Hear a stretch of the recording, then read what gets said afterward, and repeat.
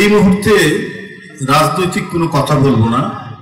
আমরা বিএনপি পরিবার এটা তৈরি করেছেন কিন্তু বিএনপির ভারপ্রাপ্ত চেয়ারম্যান তারেক রহমান।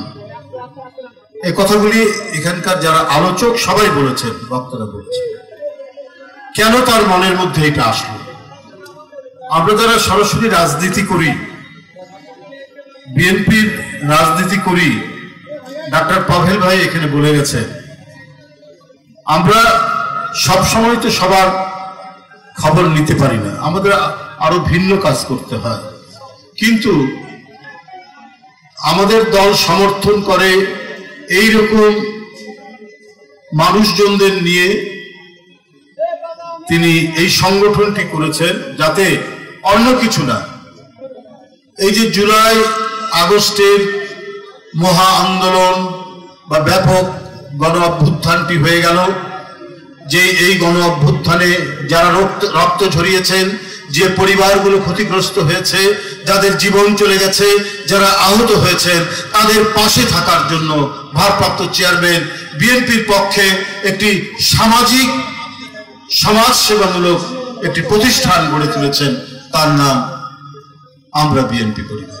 শুধু তাই নয়, জুলাই আগস্ট নয়, যারা খেলার ক্ষেত্রে কৃতিত্ব অর্জন করেছেন, যারা মেধার চর্চার ক্ষেত্রে কৃতিত্ব অর্জন করেছেন, যারা সমাজের নানা বিষয়ে নানা দিক থেকে কৃতিত্ব অর্জন করেছেন, তাদেরকেও দলের পক্ষ থেকে এই আমরা বিএনপি পরিবার তাদের পাশে গিয়ে দাঁড়িয়েছে।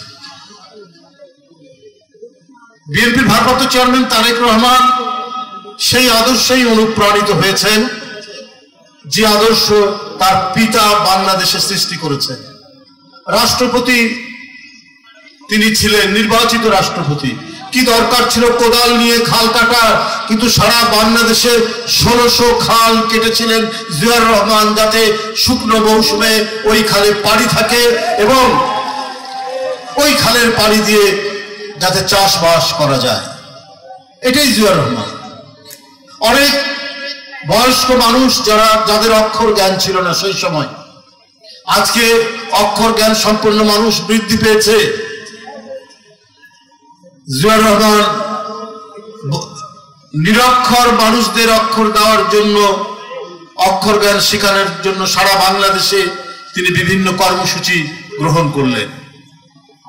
এইভাবে একের পর এক তার স্বেচ্ছাশ্রমের ভিত্তিতে বিভিন্ন কর্মসূচির মাধ্যমে 72 থেকে 75 যে জাতি তলাবিহীন ঝুড়ি নামে আখ্যায়িত লাভ করেছিল, সারা বিশ্বে সারা দুনিয়ায় সেই জাতি নিজের পায়ে দাঁড়িয়েছিল, সেই জাতি চাল রপ্তানি করেছিল, সেই জাতি একটি শক্তিশালী জাতি হিসাবে আত্মপ্রকাশ করেছে। তারই সন্তান হচ্ছে তারেক রহমান। তার মা যে দল বহুদলীয় গণতন্ত্র প্রতিষ্ঠা করেছে, শহীদ জিয়াউর রহমানের নেতৃত্বে, সেই গণতন্ত্র আবার হত্যা করলেন হোসেন মোহাম্মদ এরশাদ। তিনি থাকতে পারতেন, সুখে শান্তিতে থাকতে পারতেন, কিন্তু এই সুখের কথা তিনি কখনো চিন্তা করেননি নিজে। 9 বছর আপোষহীন সংগ্রাম করেছেন, পুলিশ নির্যাতন করেছে, গ্রেপ্তার করেছে, তারপরও তাকে তার নীতি থেকে টলাতে পারেনি। এরপরে 16 বছর শেখ হাসিনার নিপীড়ন, নির্যাতন, মিথ্যা মামলা আর একটা ভাঙা ধ্বংসস্তূপ কারাগারের মধ্যে বেগম খালেদা জিয়াকে সেইখানে বন্দী করে রাখা হলো। তারপরেও কিন্তু তাকে টলানো যায়নি তার নীতি থেকে। তার সন্তান তারেক রহমান।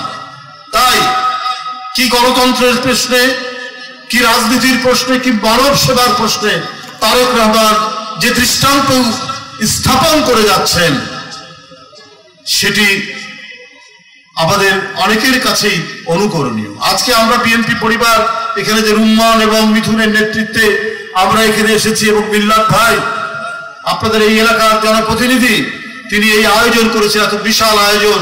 আমি সত্যি এটি দেখে অত্যন্ত হতবাক যে তিনি এই কাজটি তিনি করেছেন।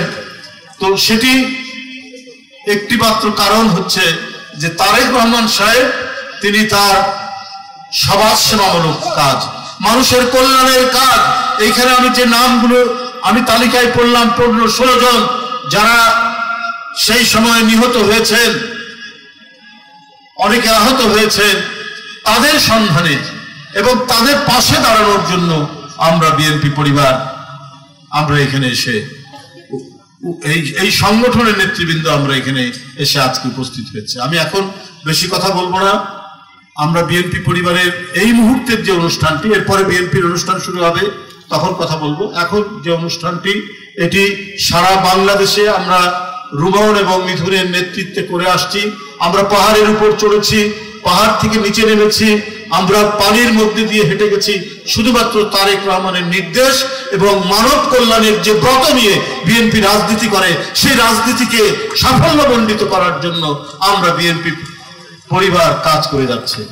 আমি আবারও সকলকে ধন্যবাদ জানাচ্ছি। এখানে আরেকজনের নাম বলতে ভুলে গেছি, আমাদেরই ছোট ভাই, এই অঞ্চলেরই ছেলে, পাশের জেলা মালয়েশিয়া বিএনপির সভাপতি ইঞ্জিনিয়ার বাদল সহ আবারও সকল নেতৃবৃন্দ এবং উপস্থিত জনগণ সবাইকে আমি আন্তরিক মোবারকবাদ জানিয়ে আমার বক্তব্য শেষ করছি। ধন্যবাদ।